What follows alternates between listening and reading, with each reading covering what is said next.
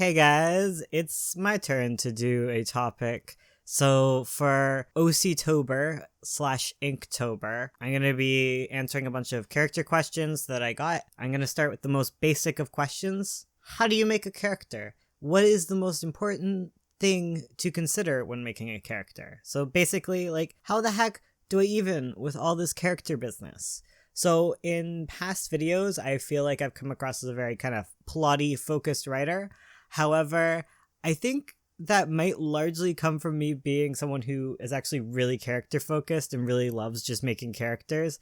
I don't really sit down and think about the process of characters much. Characters are just they're my favorite part. I do them naturally. So I kind of wanted to share my advice on the topic for those who don't do it as naturally. Maybe you're more into plotting. That's cool. Whatever you're into, you're into. I'm just here to help. When it comes to characters, there's several aspects that need to be tackled. And I'm going to group these into three major things. And these things are personality, utility, and motivation. These are all interconnected to make a cohesive character. Personality informs utility, utility informs motivation, and motivation informs personality. And this goes for all other combinations of that, personality informs motivation as well, vice versa. It's sort of like the fire pyramid, if you know that. You need fuel, oxygen, and heat, otherwise your fire goes out. So characters are extinguished if they aren't strong in personality, utility, and motivation. So let's break each of these aspects down one by one in this video. So personality, that refers to the unique way which your character processes and reacts to the world around them. The most classic example of this is whether your character sees a glass as half empty or half full. A strong personality is typically a personality that is very easy to predict or is kind of predictably unpredictable. Personality is a really big topic, and I will be doing a whole video on it. So let's just leave it at that.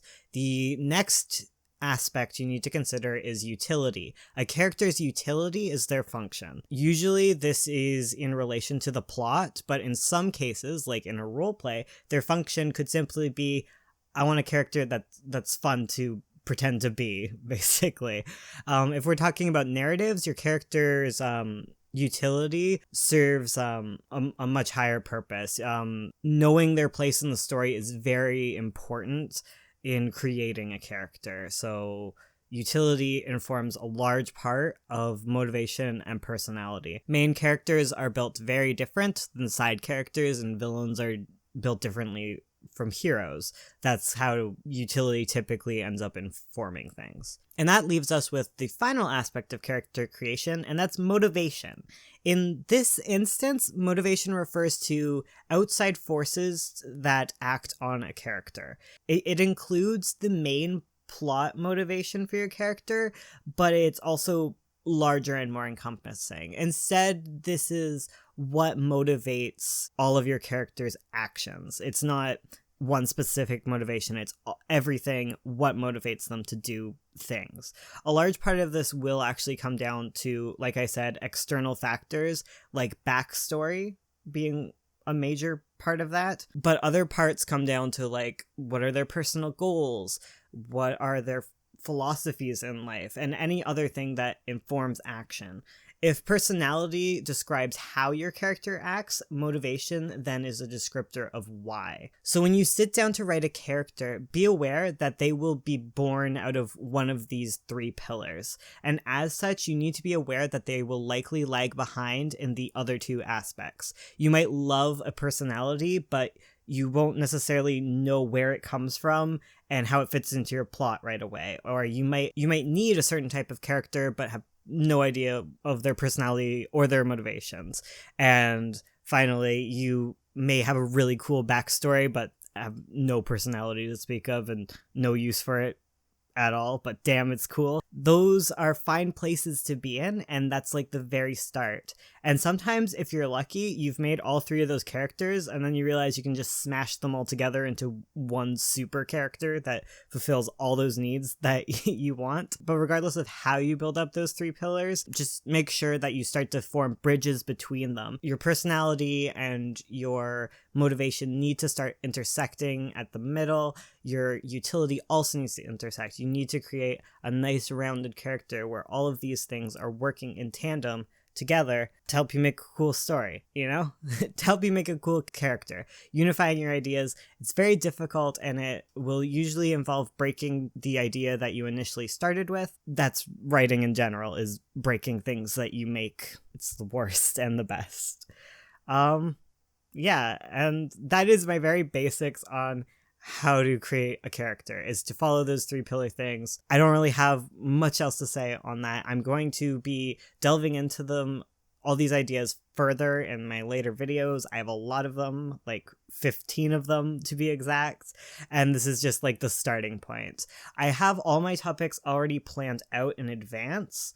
However, I still want your questions, because on October 30th, I'm going to be doing a Q&A. So leave whatever questions at all that you have in the comments below, and I'll try and answer as many as I can on October 30th. And this all unfortunately leaves me with the part of this video that I'm dreading, and that is the second half, where I talk about what is being drawn here. This is like the first non-scripted, like, at least like vaguely, no, it's not even scripted.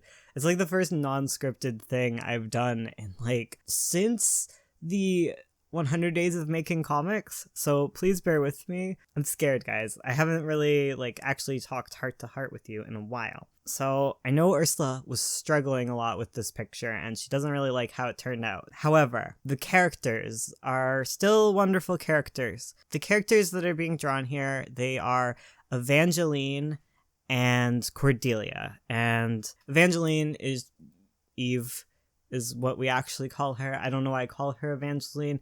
We never do. Her name is Eve. Okay, so these characters come from an RP that we haven't talked about yet, because this is the second day, Bones. And this RP is a fairy-focused RP.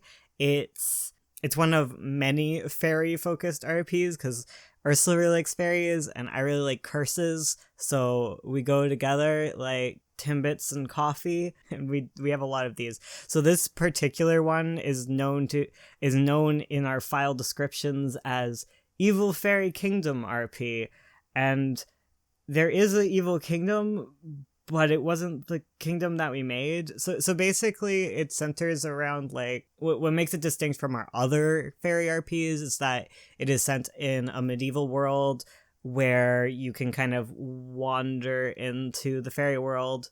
The fairy world is like tangibly accessible. In the fairy world there are 4 kingdoms. There's the east, west, north, and south, because what is naming things? All the human kingdoms got good names, but like the fairy kingdoms, nah. And what happened was there was a human prince who falls in love with a fairy. The fairy ends up proposing, and the prince says yes, and then the human kingdom is then turned into the new eastern kingdom of fairies. So like all of this fairy bullshit shows up for them, but there's already been other kingdoms. Anyways, so these 2 characters are Cordelia and Eve, and they are lesbians. They are a cute couple. Cordelia is the one with the short hair. She's like, okay, Ursula trope. Ursula's favorite trope. She is secretly a princess, and she's an assassin. I think she's an assassin. I don't know if she is in like the current iteration, because we tend to do like a million iterations on our stories. But Cordelia is like a mercenary type, and my character Eve is a bard, and she has a magical singing voice because she is half fairy. She doesn't like that she's half fairy at all. Like when she was growing up, she was teased a lot about it, specifically because she was born out of wedlock, because like her parents were a happy married couple, and then a handsome unicorn lad swooped in on on Eve's mom, and then Eve was born, and Eve has shiny purple hair, and she sparkles a little bit, and she has a magical voice. So I think what eventually happens with her is like she's kind of kicked out of her village and ostracized, and she eventually finds Cordelia and they go on adventures and such. We don't really get into like that part specifically. It kind of starts out where they're already together, because sometimes I like to just start with a relationship already in place.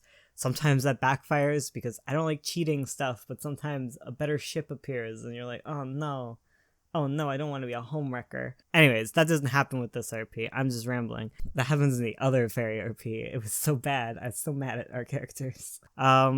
Eve's cute. Oh my god, now I understand why Ursula just like mutters like, this is a cute thing.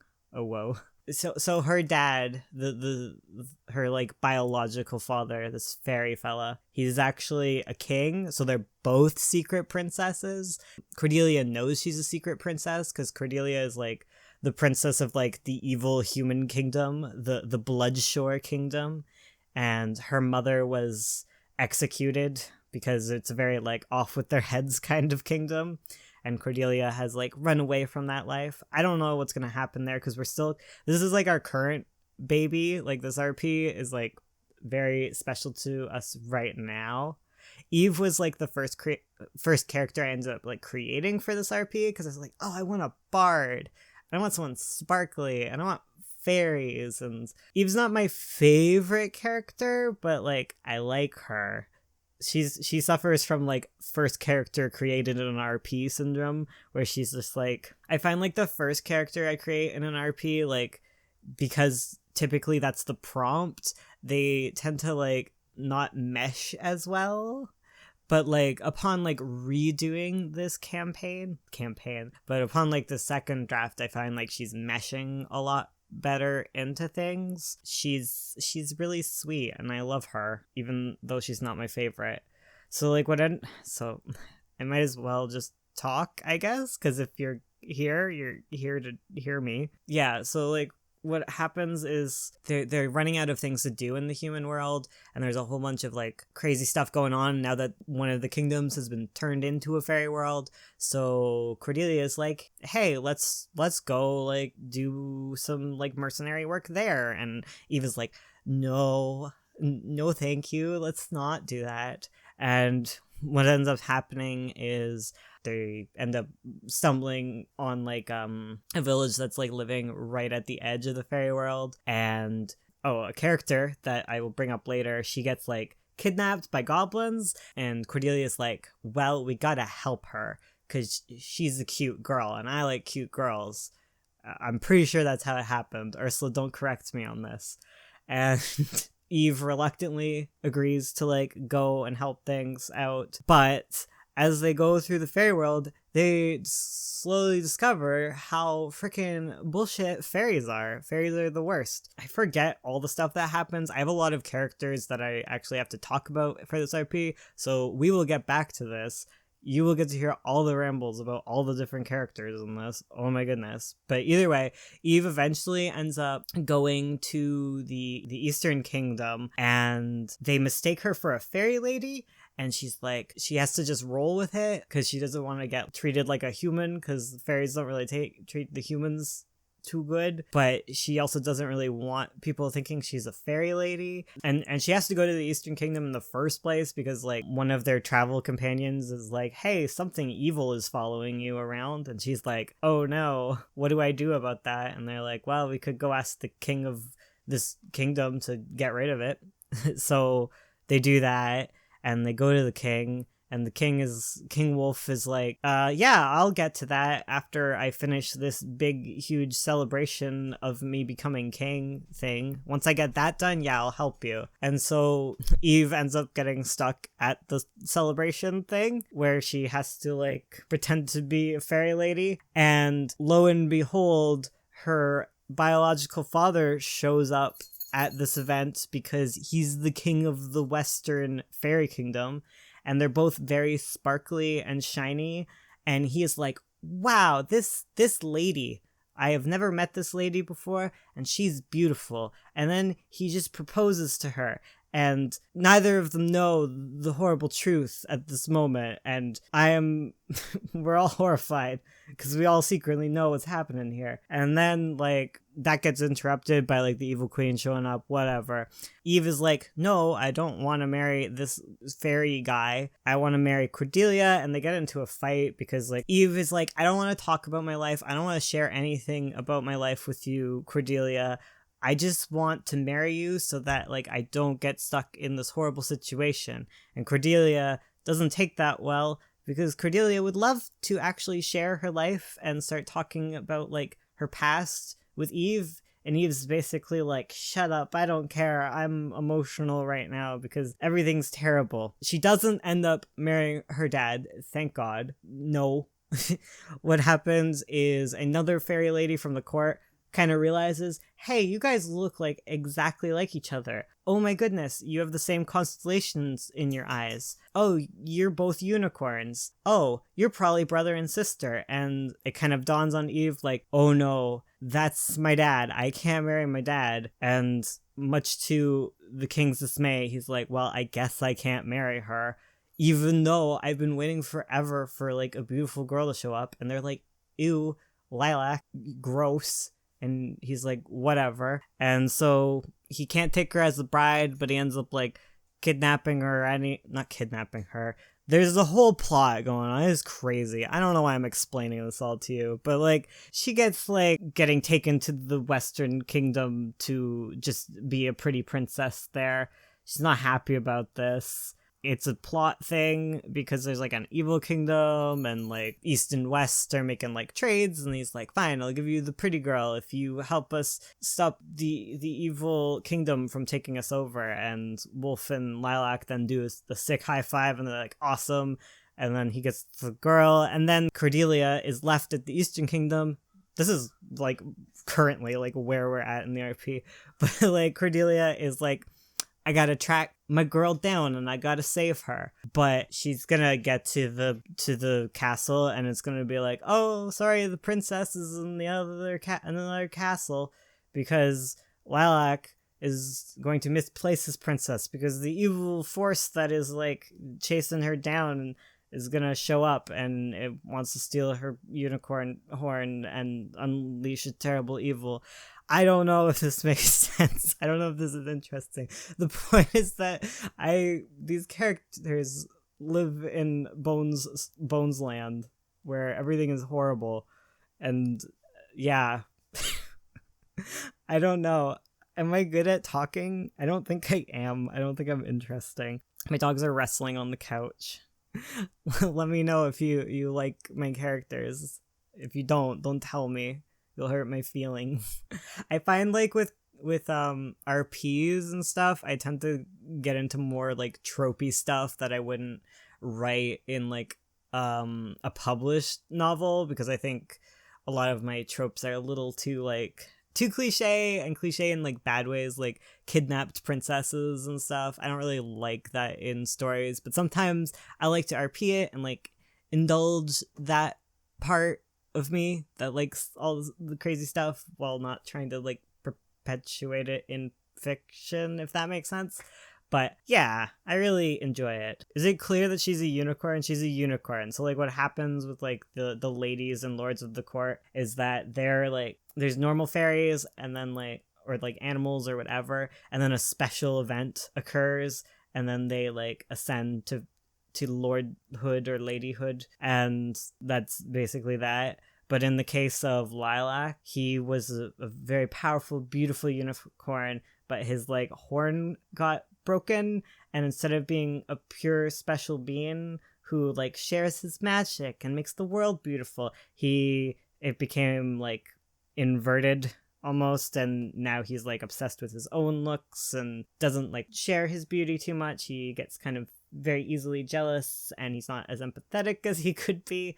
I'm hoping he's able to turn a new leaf and not be a horrible person, because he wasn't as horrible in the first draft, but other people were worse. So there you go. Yeah, I'm looking forward to talking more about things. I'm also terrified Thank you so much for watching. I'll see you guys the next day. Ursula will talk tomorrow, and she'll be way better at it than me. Oh, whoa. Ursula Uwus and I oh. Is that that's tag yourself. High five, guys. Bye.